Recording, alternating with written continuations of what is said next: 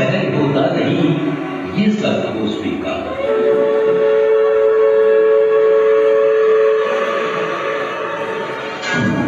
ये सच है कि परिवर्तन अनिवार्य है, एक अटल सत्य है, परंतु हर परिवर्तन का विरोध आवश्यक होता है। बात जब धार्मिक परिवर्तन की हो तो यूं समझ लो कि उपद्रव सा हो जाता है।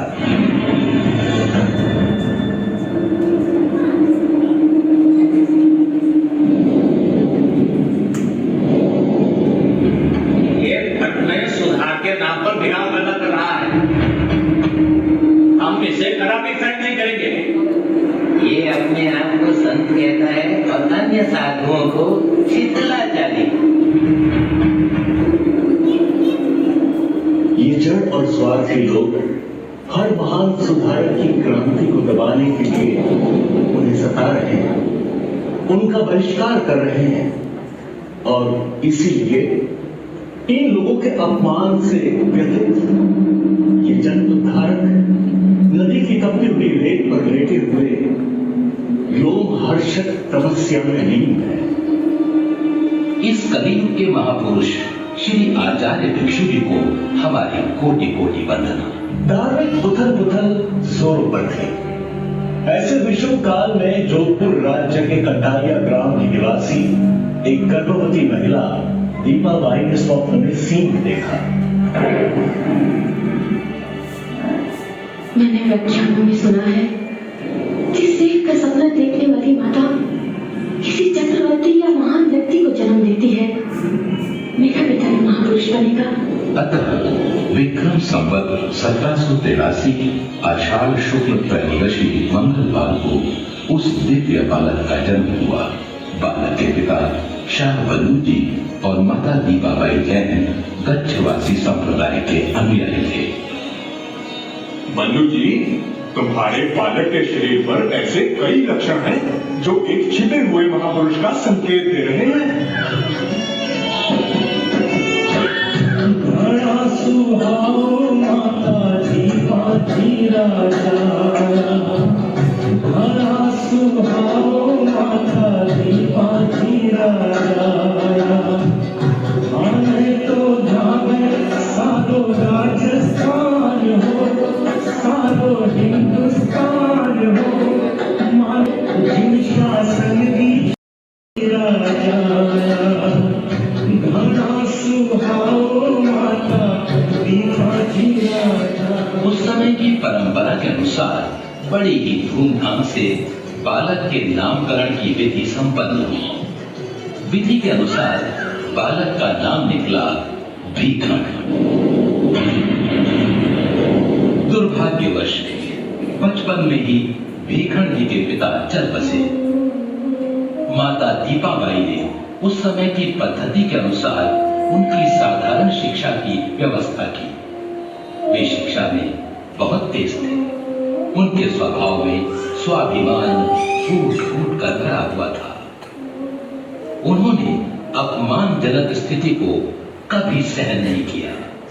इस विषय में उनके बचपन की एक घटना बड़ी ही रोचक है। उनके पारिवारिक चाचा मजाक में उनकी खोपड़ी पर चपत लगाया करते थे। अरे वाह बिल्कू, तुम्हारी खोपड़ी तो बहुत मजबूत है। चाचा, आप जब देखो तब मेरी खोपड़ी पर चपत मारते रहते हैं, ये मुझे अच्छा नहीं लगता। भीखण जी बार बार मना करते रहे पर चाचा नहीं मानते, तो अंत में उन्होंने अपनी पगड़ी के नीचे नुकीले कांटे छिपा दिए। आदतन चाचा ने चपत लगाई। अरे बाप रे बंदे, अरे ये खोपड़ी है नहीं कांटों का पेड़। उसी दिन से चाचा की छूट गई। इसके अतिरिक्त भीखण जी को बचपन से ही दंभ और छल से भयंकर चीड़ थी। उस समय की सामाजिक प्रथा के अनुसार भीखण जी का विवाह छोटी आयु में ही कर दिया गया। पत्नी का नाम था सुगुणी बाई। संसार की दृष्टि में उनका जीवन संपूर्ण हो चुका था, परंतु ज्ञानी की नजर में वे एक बंधन में बंध चुके थे। वे संसार का भोग अवश्य कर रहे थे, मगर उनका चिंतन उन्हें बार बार विराम की ओर खींच रहा था। वैसे तो भिखन जी अपने गृहस्थ जीवन में एक पुत्री के पिता बन चुके थे, मगर समय के साथ साथ वैराग्य की चाह भी उतनी ही बढ़ती जा रही थी। पारिवारिक जिम्मेदारी इस मार्ग की रुकावट थी। हर पल मेरा मन यही कहता है कि मैं साधु बन जाऊं, समता की साधना करूं और शाश्वत सुख प्राप्त करूं। सच कहूं स्वामी, मैं भी यही सोचती रहती हूँ कि साधु ही बन जाऊं। संसार का ये सुख तो खोखला है। मगर सुना, हम ये बात माता को कैसे कहें? जानती हो, ये सुनकर उनकी ममता को कितनी ठेस लगेगी। हाँ, सो तो है। और फिर इस विषय पर काफी सोच विचार के बाद वे दोनों इस निर्णय पर पहुंचे। सुनो, ये बात माता को बताने की स्थिति नहीं आती, तब तक हम दोनों एकांत तक करेंगे और शिव व्रत का पालन करते हुए भाई बहन की तरह रहेंगे। निर्णय के अनुसार भीखन जी और उनकी पत्नी अपना गृहस्थ जीवन वैरागियों की तरह बिताने लगे, मगर प्रकृति को कुछ और भी मंजूर था। एकाएक भीखन जी की पत्नी का देहांत हो गया। पत्नी की आकस्मिक मृत्यु ने उनके चिंतन में हलचल मचा दी। छोड़ न कल पर कर्म को, पूरा कर ले आज, क्या जाने कब भेज दे आमंत्रण यमराज।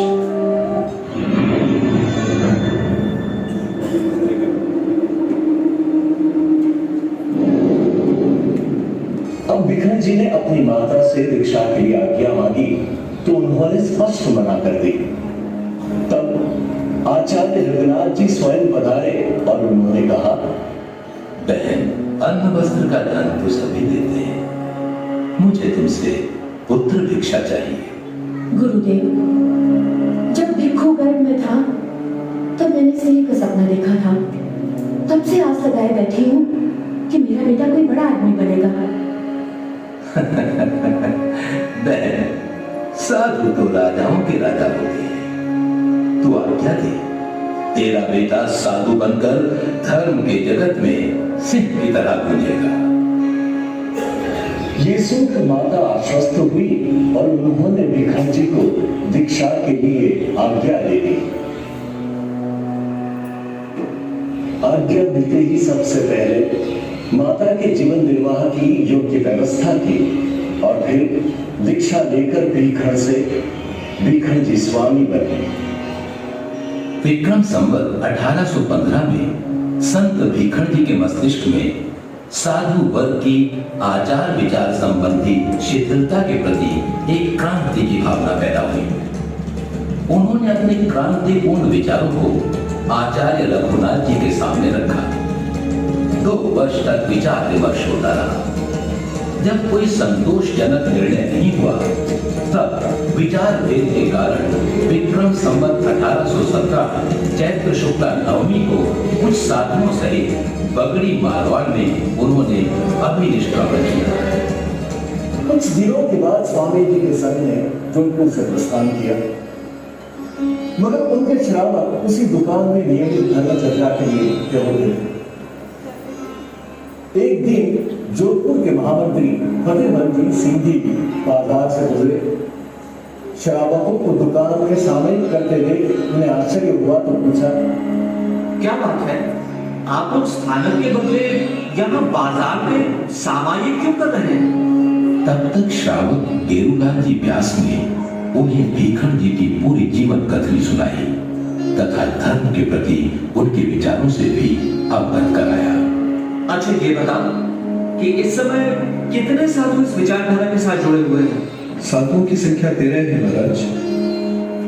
और यहाँ जोधपुर में उनके कितने श्रावक हैं? हम लोग भी 13 ही है। वाह, ये भी अच्छा सहयोग है। 13 साधु हैं और श्रावक भी 13। और उस समय फतेहमल जी के साथ एक सेवक जाति का कवि था। उसने उसी समय एक दोहा बनाकर सुनाया, ये साध साधु किलो करे ते आप लो मन सोचो रे शहर ना लोगो तेरा पंथ।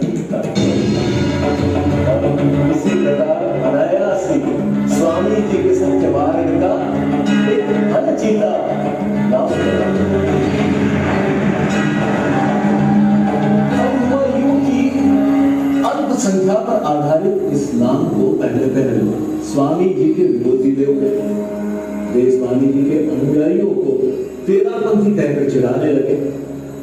परंतु जब ये तेरापंथ शब्द स्वामी जी के पास पहुंचा तो उन्होंने इसे अलौकिक अर्थ देकर न केवल उसको सार्थक किया बल्कि अमर बना दिया। वे प्रभु को वंदन करते हुए बोले, हे प्रभु, ये तेरा पंथ है और हमसे निर्भ्रांत होकर इस पथ पर चलने वाले पथिक हैं। अतः हम तेरा पंथ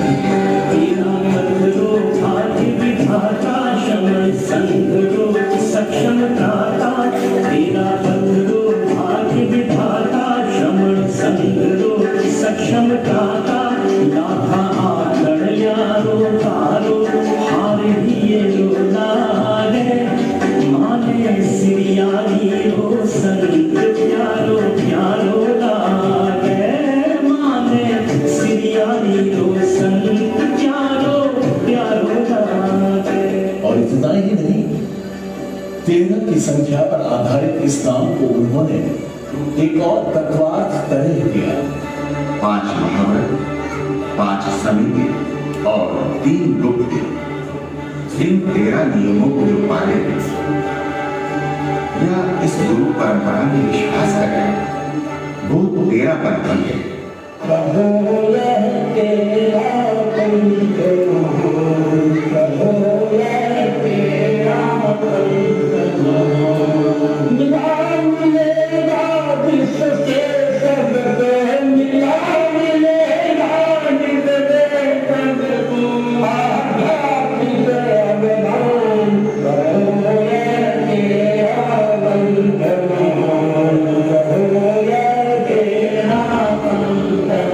वृद्धावस्था में स्वामी जी स्वयं गोचरी के लिए जाते थे तथा सुबह और शाम दोनों समय खड़े खड़े प्रतिक्रमण करते थे। एक बार किसी ने उनसे कहा, स्वामी जी, इस उम्र में आप खड़े खड़े प्रतिक्रमण क्यों करते हैं? बैठकर करने में सुविधा रहेगी। सुनो, यदि मैं बैठकर प्रतिक्रमण करूंगा तो संभव है कि मेरे पीछे वाले सोकर करने लगेंगे, क्योंकि नेता अपनी चर्चा में थोड़ी सी भी ढील करता है तो उसके अनुयायी उससे भी बड़े प्रमाण में ढील करने लगते हैं। विक्रम संवत 1860 का सिरियारी चातुर्मास स्वामी जी का अंतिम चातुर्मास था। ऐसा नहीं कि स्वामी जी केवल जीवन के प्रति जागृत थे, मृत्यु के प्रति उनकी जागरूकता उतनी ही थी। मृत्यु की आशंका का आभास पाते ही उन्होंने अपने कुछ शिष्यों और श्रावकों को अंतिम शिक्षा देते हुए कहा, भागवत शुद्ध आचारवान साधु है, इसलिए मैंने उन्हें युवाचार्य पद दिया है।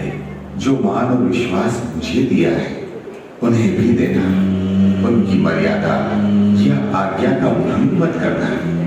जो उनकी आज्ञा का उल्लंघन करके संग से अलग हो जाए उसे साधु मत समझना। शुद्ध आचारवान साधु की संगति करना। कोई दीक्षा लेना चाहे तो उसकी विराग भावना की परीक्षा करके दीक्षा देना। सारे साधु और साधुयां आपस में प्रेम भाव रखना। दलबंदी कभी न करना। गुरु की अनुमति के बिना किसी बोल की स्थापना मत करना। एक गुरु की आज्ञा में रहना और इस मर्यादा को परंपरा की एक गुरु एक पंथ निराला,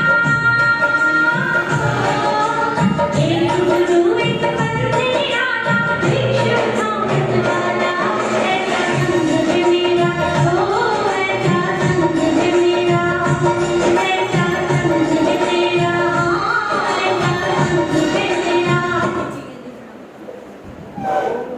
ओ मरहबा।